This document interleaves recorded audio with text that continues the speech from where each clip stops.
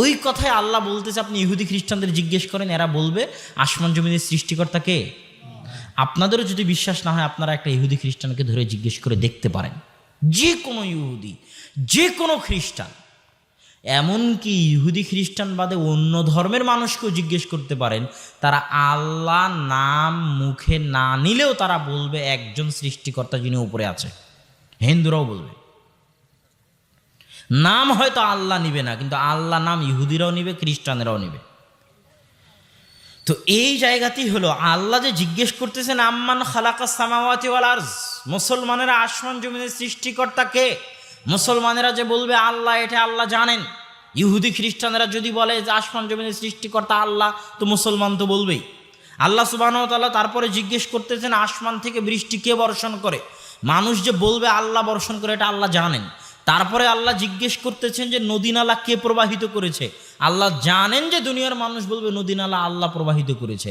আল্লাহ বলছেন এই নদী নালার পানি আসমানের জমিনের বৃষ্টির পানি দিয়ে জমিন থেকে ফল ফলাদি ফসল বাগবাগিচা কে উৎপন্ন করে, আল্লাহর জিজ্ঞাসা। আল্লাহ জানেন যে দুনিয়ার মানুষ বলবে এটা আল্লাহ করে। জিজ্ঞাসা করতে করতে এবার আল্লাহ শেষ জিজ্ঞাসাটা হলো মূল মাকসাদ, আ ইলাহুম মা আল্লাহ বাল হুম কওমুন ইয়াদিলুন।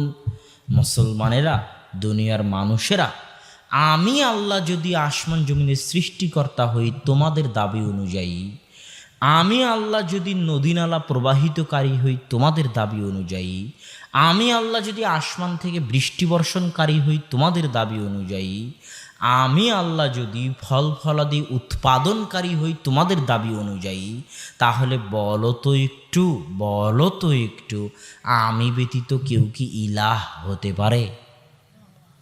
এই লাস্ট প্রশ্নটা হলো আসল উদ্দেশ্য। এখনো আপনি বুঝতে পারেননি আমি কি বলতে চাচ্ছি। আল্লাহর এই প্রশ্ন থেকে একের পর এক প্রশ্ন এবং শেষ প্রশ্ন থেকে স্পষ্ট যে আল্লাহকে সৃষ্টিকর্তা মানলেই ইলাহ মানা হয়, এই কথা ভুল। হাজারো মানুষ আছে যারা আল্লাহকে আসমান জমিনের সৃষ্টিকর্তা মানে, কিন্তু আল্লাহকে ইলাহ মানে না। আল্লাহকে ফসল উৎপাদনকারী মানলেই আল্লাহকে ইলাহ মানা হয়, এ কথা ভুল। আল্লাহকে নদী নালা প্রবাহিতকারী মানলেই আল্লাহকে ইলাহ মানা হয়, এ কথা ভুল।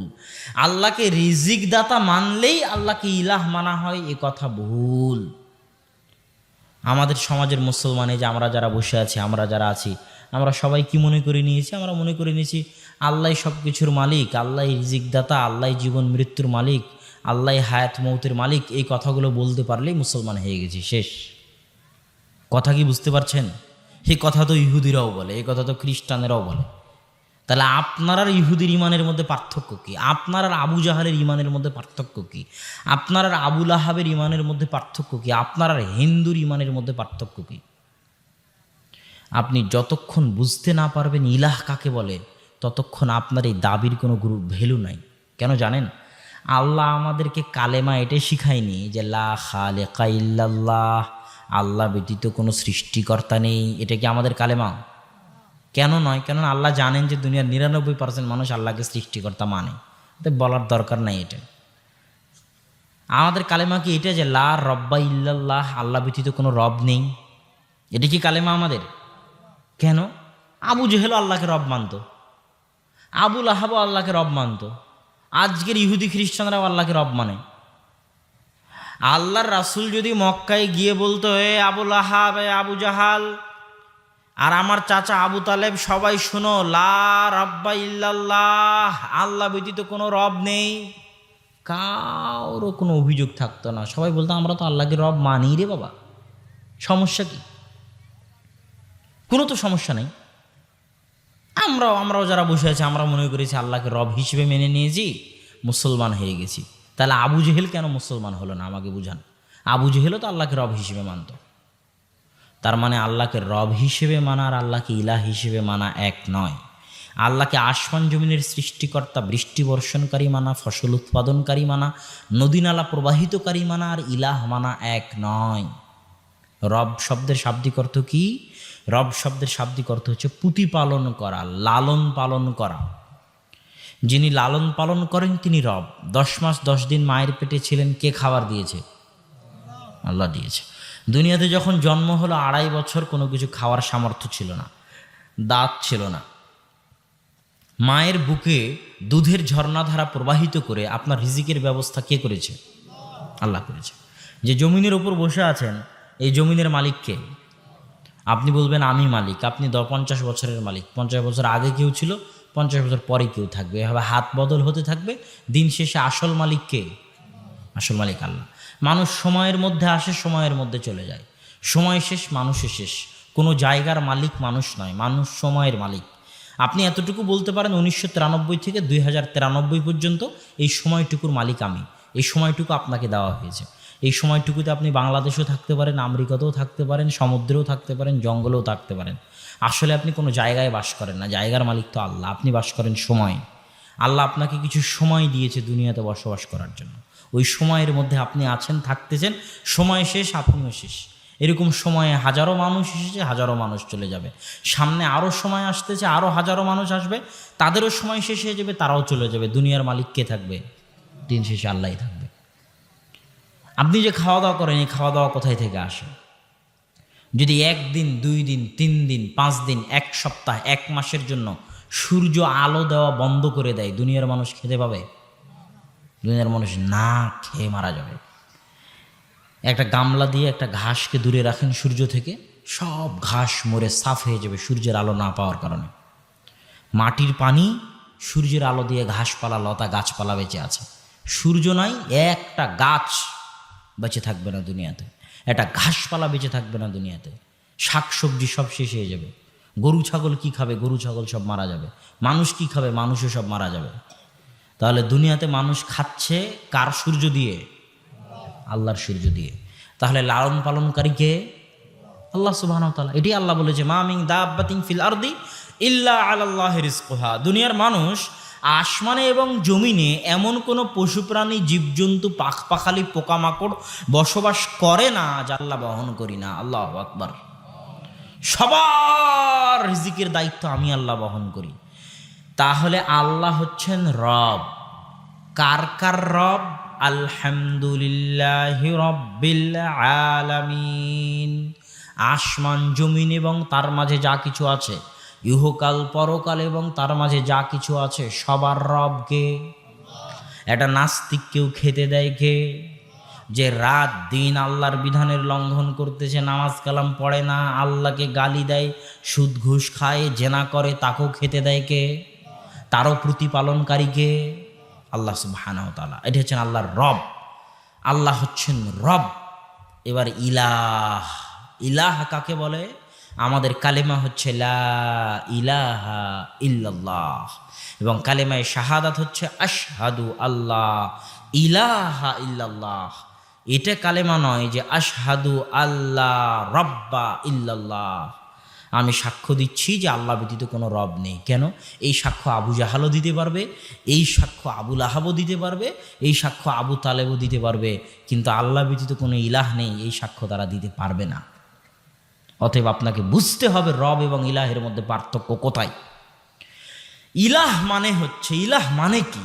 ইলাহ মানে হচ্ছে আপনার সম্মানের জায়গা পাওয়ার একমাত্র হকদার, আপনার ইবাদত পাওয়ার একমাত্র হকদার, আপনার প্রার্থনা, আপনার দোয়া পাওয়ার একমাত্র হকদার।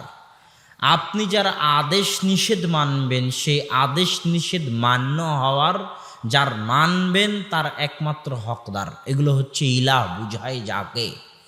যেমন আপনি যে সম্মান দিবেন, এই সম্মান পাওয়ার একমাত্র হকদারকে? আল্লাহ সুবহানাহু ওয়া তাআলা।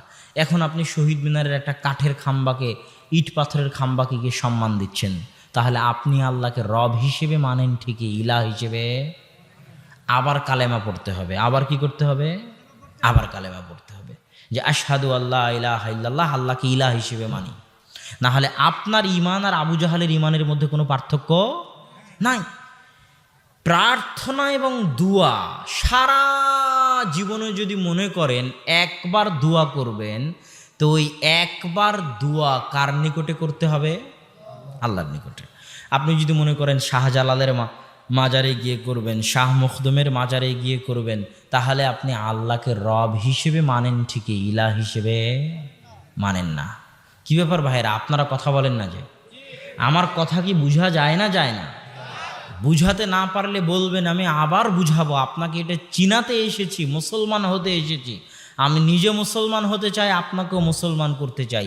যে লা ইলাহা ইল্লাল্লাহ মানে কি, আল্লাহ কে, আল্লাহর পরিচয় কি, কেমনে আপনি চিনবেন আল্লাহকে, আল্লাহর পরিচয় কি, কেমনে প্রকৃত মুসলমান হবেন, এই তাওহিদ যদি না বুঝেন তাহলে সঠিকভাবে মুসলমান হতে পারবেন না। এই জন্য তাওহিদ বুঝে যেতে হবে।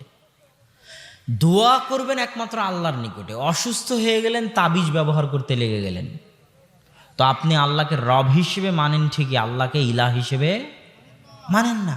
আপনাকে আবার কালেমা পড়তে হবে তাবিজ খুলে ফেলে দিয়ে। এই মাঠেও যদি তাবিজ থাকে তো তাবিজ খুলে ফেলে দিয়ে আবার কি পড়তে হবে? লা ইলাহা ইল্লাল্লাহ, আশহাদু আল্লা ইলাহা ইল্লাল্লাহ। না হলে আপনার ঈমান আর আবু জাহালের ঈমানের মধ্যে কোনো পার্থক্য নাই। এ কথা আমি না, জওহরলাল নেহরু পর্যন্ত বলেছে। এটা হিন্দু মানুষ 1947 সালে যখন মুসলমানেরা বলল লড়কে লেঙ্গে পাকিস্তান, ছিনকে লেঙ্গে পাকিস্তান, লড়াই করে যুদ্ধ করে পাকিস্তান আদায় করে নেব, মুসলমানদের জন্য আলাদা দেশ চাই, অন্য কিছু শুনবো না। শেখ মুজিবুর রহমান অসমাপ্ত আত্মজীবনীর মধ্যে লিখেছে, যারা আওয়ামী লীগের ভাইয়েরা আছে তাদেরকে অনুরোধ করব অসমাপ্ত আত্মজীবনী একবার হলেও পড়ে দেখার জন্য, যে শেখ মুজিবুর রহমান কী লিখেছে এই বইয়ের মধ্যে। শেখ মুজিবুর রহমান অসমাপ্ত আত্মজীবনীর মধ্যে লিখেছে যে কেন পাকিস্তানের জন্য তিনি আন্দোলন করলেন। ওই সময়কার ইতিহাসগুলো, ঘটনাবলীগুলো তিনি উল্লেখ করেছেন। তো এইটাই ছিল তার সারমর্ম, যে মুসলমানদের জন্য আলাদা দেশের দরকার আছে। না হলে ভারতে যত সংখ্যক হিন্দু আছে, মুসলমানেরা তার চেয়ে কম। হিন্দুদের ক্ষমতা থাকবে, মুসলমানদের অবস্থা খুব খারাপ হয়ে যাবে ভারতে, যেটা আজকে ঘটতেছে। ভারতের অবস্থা যেটা দাঁড়াচ্ছে বর্তমানে, যে রোহিঙ্গা দ্বিতীয় রোহিঙ্গা বা দ্বিতীয় আরাকান ভারতে দেখা যেতেও পারে। আল্লাহ না করুক, আল্লাহুম্মা আমিন। আল্লাহ যেন না করে তেমনটা। আল্লাহ ভারতের মুসলমানদের হেফাজত করুক, আল্লাহুম্মা আমিন। তো ওই সময় জওহরলাল নেহরু বলেছিল, বর্তমান ভারতের যিনি প্রধানমন্ত্রী ছিলেন, ইন্দিরা গান্ধীর পিতা জওহরলাল নেহরু, যে আমি বুঝি না মুসলমানদের জন্য আলাদা দেশের প্রয়োজন কেন। আমি তো হিন্দু আর মুসলমানের মধ্যে কোনো পার্থক্যই পাই না। বলে আশ্চর্য, আপনি কোনো পার্থক্য পান না মানে? তো বলে হ্যাঁ, मुझे हिंदू मुस्लिम में कोई फ़र्क नज़र नहीं आता। हिंदू मिट्टी के ऊपर रख कर पूजते हैं और मुसलमान नीचे रख कर पूजते हैं।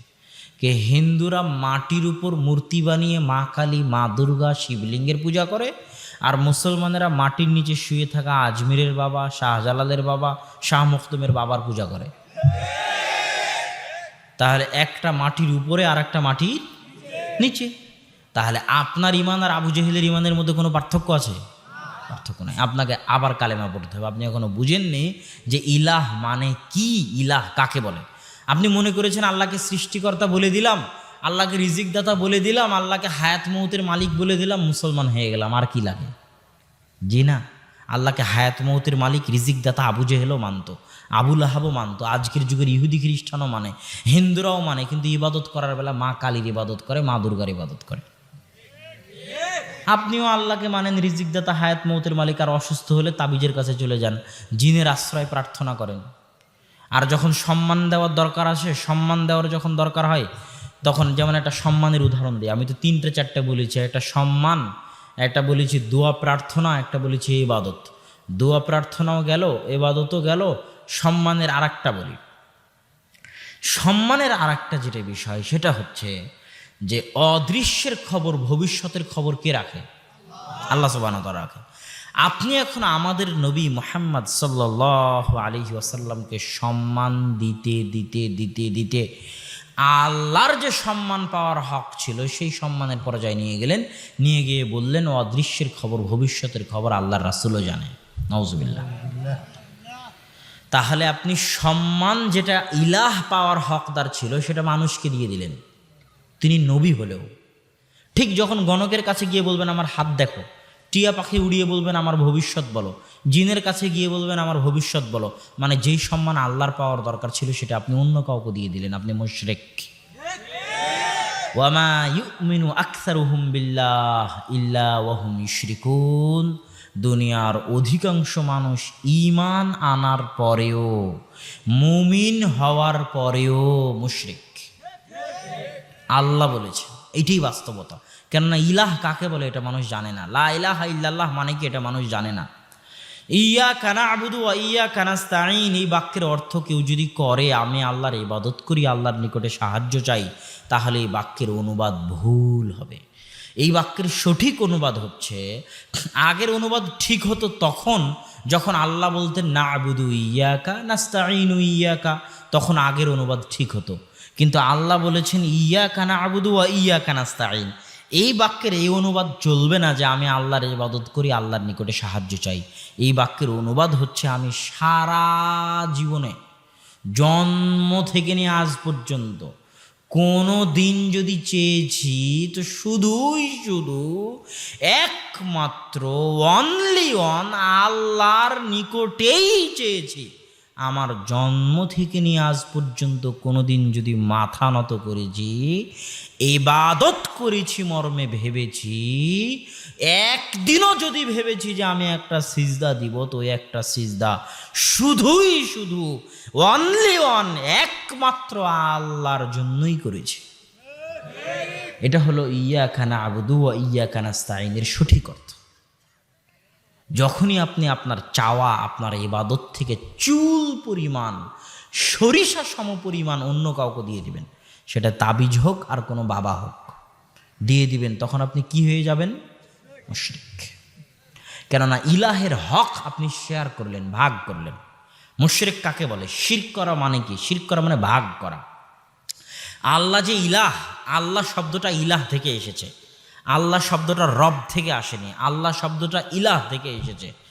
এবং আল্লাহ শব্দে যতগুলো অক্ষর আছে, ইলাহ শব্দে যতগুলো অক্ষর আছে, লা ইলাহা ইল্লাল্লাহ এই বাক্যের মধ্যেও ততগুলো অক্ষর আছে, শুধু তিনটা, আলিফ লাম হা ইলাহ, আলিফ লাম হা ইলাহ, এই তিনটাই আছে আল্লাহ ওর মধ্যে। এই তিনটা অক্ষরই আছে লা ইলাহা ইল্লাল্লাহ, এই তিনটা অক্ষরের বাইরে অন্য কোনো অক্ষর নাই পুরো বাক্যে। তো লা ইলাহা ইল্লাল্লাহটাও ইলাহের সাথে সম্পৃক্ত, আল্লাহটাও ইলাহের সাথে সম্পৃক্ত, তথা দুনিয়ার মানুষের মূল সমস্যা হচ্ছে আল্লাহকে ইলাহ মানা আর না মানা। আল্লাহকে রব সবাই মানতে পারে, আপনি আল্লাহকে ইলাহ মানতে পারতেছেন কিনা সেটা আপনাকে জানতে হবে। না হলে আল্লাহকে ইলাহ মেনে ইলাহ কাকে বলে সেটা বুঝে নতুন করে আবার কালেমা পড়বেন, আশহাদু আল্লা ইলাহা ইল্লাল্লাহ, আবার মুসলমান হবেন, কোনো সমস্যা নেই, আলহামদুলিল্লাহ, কোনো সমস্যা নেই। কিন্তু ইলাহ কাকে বলে এটা বুঝতে হবে। ইলাহ কাকে বলে এটা বুঝলেন না আর নিজেকে মুসলমান দাবি করে বসে থাকলেন, আল্লাহকে রব মেনে নিয়ে তাবিজ ব্যবহার করে বলতেছেন মুসলমান, অসম্ভব। আপনি আল্লাহকে রব হিসেবে মানেন ঠিকই, ইলাহ হিসেবে মানেন না। সম্মানিত উপস্থিতি, এই জন্য বলছিলাম যে লা ইলাহা ইল্লাল্লাহ, আল্লাহ যে ইলাহ তার একটা হক আছে, অধিকার আছে, তার একটা চাওয়া আছে বান্দার নিকটে। ওই হক, ওই অধিকার থেকে চুল পরিমাণ, সরিষা সম পরিমাণ আপনি যদি ভাগ করেন, শেয়ার করেন, অন্য কাউকে দিয়ে দেন, তাহলে এটা কি বলা হয়? শিরক। এটা কি বলা হয়? শেয়ার করা। এটাই হচ্ছে বড় জুলুম। ইন্না শিরকা লাযুলমুন আযীম, শিরক হচ্ছে মহা অত্যাচার, মহা অত্যাচার। আপনি সারাদিন রাস্তাঘাটে মাঠে ঘাটে কাজ করে টাকা পয়সা উপার্জন করে বাড়িঘর বানালেন, ছেলে মেয়ে বউকে খাওয়ান, আপনার বউ আপনার খেয়ে আপনার পরে আপনার বাড়িতে থেকে আর একজনকে ভালোবাসে, এটা কি অত্যাচার নয়? আপনি দোকান ভাড়া দিলেন, আপনার অধীনস্থ কর্মচারী আপনার দোকানে থাকে, আপনার খায়, আপনার বেতন ভোগ করে, লাভ দেয় অন্য কাউকে চুরি চুরি করে, এটা কি অত্যাচার নয়? অত্যাচার। তো আপনি যেই জমিনে বসে আছেন তার মালিক আল্লাহ, যে আসমানের ছায়ায় বসে আছেন তার মালিক আল্লাহ, সূর্যের মালিক আল্লাহ, আপনার জীবন মৃত্যুর মালিক আল্লাহ, আল্লাহ আপনার রব। তো এখন আপনি ইবাদত কি রবের করবেন, যে লালন পালন করে তার করবেন, না আর একজনের করবেন? যে লালন পালন করে তারই করতে হবে। খাবেন একজনের, গুণ গাবেন আর একজনের, এটা কি অত্যাচার নয়? যে একজনের নুন খায় আর একজনের গুণ গায়, তাকে বাংলাতে কি বলে? নিমক হারাম। এই শব্দই আল্লাহ কোরআনে ব্যবহার করেছে। ইন্নাল ইনসানা লিরাব্বিহি লাকানুদ, মানুষ তার প্রতিপালকের ব্যাপারে বড়ই নিমক হারাম। নুন খায় আল্লাহর, গুণ গায় আর একজনের। নুন খায় আল্লাহর, গুণ গায় না আল্লাহর, হয় আর একজনের গায় অথবা আল্লাহর কারোই গায় না, আল্লাহরও গায় না। তাহলে কি নিমক হারাম না নিমক হারাম নয়? এই কথাই আল্লাহ কোরআনে বলেছে, ইন্নাল ইনসানা লিরাব্বিহি লাকানুদ, মানুষ তার প্রতিপালকের ব্যাপারে বড়ই নিমক হারাম, খায় আল্লাহর অথচ আল্লাহর গুণ গায় না। এই জন্য আল্লাহ বলেছে আকিমিস সালাতা লিযিকরি, দুনিয়ার মানুষ আমি জানি 24 ঘন্টা তোমরা আমার গুণ গাইতে পারবে না, যদিও 24 ঘন্টা আমারই খাও, আমারই জীবন মৃত্যু ব্যবহার করো, আমারই চোখ, আমারই ব্রেন, আমারই মেধা সবই ব্যবহার করো, তাও আমি জানি যে 24 ঘন্টা তোমরা আমার গুণ গাইতে পারবে না। কিন্তু একটা কথা মনে রাখিও, 24 ঘন্টা যদি না পারো তো কমসে কম যে কোনো মূল্যে ইন এনি ওয়ে দিনে রাতে 24 ঘন্টায় 5 বার আমার গুণ গাইবা। সে 5 বার কি? 5 ওয়াক্ত সালাত। আকিমিস সালাতা লিযিকরি, তোমরা 5 ওয়াক্ত সালাত আদায় করবা আমার গুণ গাওয়ার জন্য। একদম ছাক্কা অনুবাদ পবিত্র কোরআনের এই আয়াতের, যে আকিমিস সালাতা লিযিকরি, তোমরা 5 ওয়াক্ত সালাত আদায় করবা আমার গুণ গাওয়ার জন্য। 24 ঘন্টা গাইতে বলিনি, কিন্তু কমসে কম কয়বার? 5 বার। যদি 5 বার গুণ না গাও তাহলে তোমার সাথে আমার সম্পর্ক ছিন্ন। আর মানুষের সাথে, আপনার সাথে আপনার পিতার সম্পর্ক ছিন্ন হয়ে যাওয়া যতটা না কষ্টের, ইয়াকুব যখন তার সন্তান ইউসুফকে হারিয়ে ফেলল, ইউসুফ যখন 20-25 বছর খোঁজ না ইউসুফের, বাপেরও যদি এরকম কোনো সন্তান হারিয়ে যায়, মায়েরও যদি এরকম কোনো সন্তান হারিয়ে যায়, তো এটা বাপের জন্য মায়ের জন্য যতটা না কষ্টের, আল্লাহর সাথে সম্পর্ক ছিন্ন হয়ে যাওয়া তার চেয়ে বেশি কষ্টের। আপনাদের সকলের নিজেকে জিজ্ঞেস করা উচিত যে আপনার প্রতিপালকের সাথে আপনার সম্পর্ক আছে না ছিন্ন হয়ে গেছে। আপনার কি অভিভাবক আছেন? আপনি অভিভাবকহীন। কেননা আপনার বাপ মা আপনাকে যা ভালোবাসতে পারবে, আপনার যতটা অভিভাবকত্ব করতে পারবে, আপনার রব, আপনার লালন পালন কর্তা আল্লাহ আপনাকে তার চেয়ে বেশি ভালোবাসে। আপনার পিতা মাতার চাইতে আপনার আল্লাহ তাদের চাইতে বড় অভিভাবক। হাসবুনাল্লাহ নি'মাল ওয়াকিল, নি'মাল মাওলা ওয়া নি'মান নাসির। আমাদের জন্য আল্লাহই যথেষ্ট, আল্লাহই হচ্ছেন উত্তম অভিভাবক এবং উত্তম সাহায্যকারী। তো আপনার সাহায্যকারীর সাথে আপনার সম্পর্ক আছে না ছিন্ন হয়ে গেছে? আপনার অভিভাবকের সাথে আপনার সম্পর্ক আছে না ছিন্ন হয়ে গেছে? যিনি আপনাকে ভালোবাসেন তার সাথে আপনার সম্পর্ক আছে না ছিন্ন হয়ে গেছে? যিনি আপনার সৃষ্টিকর্তা তার সাথে আপনার সম্পর্ক আছে না ছিন্ন হয়ে গেছে? এটা প্রত্যেক মানুষের নিজেকে জিজ্ঞেস করা উচিত। সম্মানিত উপস্থিতি, আমরা বলছিলাম তাওহীদের আলোচনায়